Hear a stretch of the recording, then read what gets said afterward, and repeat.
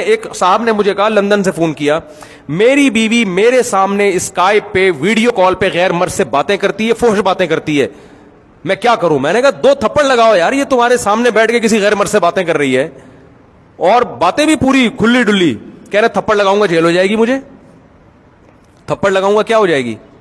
رو رہا تھا وہ آدمی فون پہ یہ باتیں کرتے ہوئے مجھ سے, کہہ رہا تھپڑ لگاؤں گا, یہاں عورت پہ ہاتھ اٹھانے کی اجازت نہیں ہے کیونکہ ویمن رائٹس, خواتین کے حقوق, ٹھیک ہے نا, ویمن رائٹس.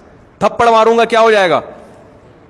کیس ہو جائے گا, فوراً جائے گی کیس کر دے گی.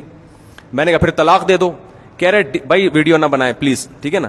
کہہ رہے اگر میں ڈیورس دوں گا تو جو یہاں طلاق دیتا ہے آدھی جائیداد اس کو, بیوی کو دینی پڑتی ہے اور بچے بھی یہ رکھے گی. تو جیسے یہ بے حیا ہے, کل میری بیٹیاں بھی کیا ہو جائیں گی؟ بے حیا ہو جائیں گی.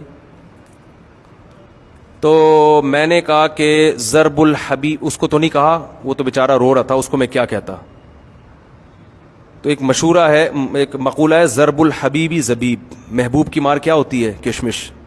تو میں اسے کہنے والا تھا اور لو لندن میں رہنے کے مزے, براڈ مائنڈڈ, ٹھیک ہے نا, اسلام تو سمجھ میں نہیں آتا نا. پاکستان تو گندا ملک ہے, بجلی نہیں ہے اور گٹر ابل رہے ہیں اور یہ ہے اور وہ ہے, تو ترقی کے مزے بولتے کیوں نہیں؟ تو میں نے پھر اس کو ایک مشورہ دی, میں نے کہا پاکستان آ جاؤ, یہاں آ کے ڈیورس دو, جائیداد ساری یہاں ٹرانسفر کرو, ساری جائیداد کیا کرو, بیچ باچ کے پہلے کہاں لے کر جاؤ, یہاں بینکوں میں پیسہ رکھو آ کے. اس نے کہا کہ لا ہے کہ اگر کوئی اس طرح ڈیورس دے کے یا یہاں کرے نا, تو لا یہ ہے کہ وہ یہاں کے اکاؤنٹ میں منجمد کر سکتے ہیں. میں نے کہا پھر کیا کرو؟ اس بیچارے پہ ترس بھی آ رہا تھا مجھے, اور یہ بات اتنی پرانی ہو گئی ہے, اس کو پتہ نہیں چلے گا کہ مفتی صاحب میرا واقعہ بیان کر رہے ہیں. یہ میں اس لیے کہہ رہا ہوں کہ میں کسی کا راز فاش نہیں کرتا, کسی پہ طنز نہیں کرتا, ہمیں ڈرنا چاہیے اللہ سے. تو اس کو نہیں پتا چلے گا, اور میں کچھ کریکٹر کردار بھی کیا کر دیتا ہوں.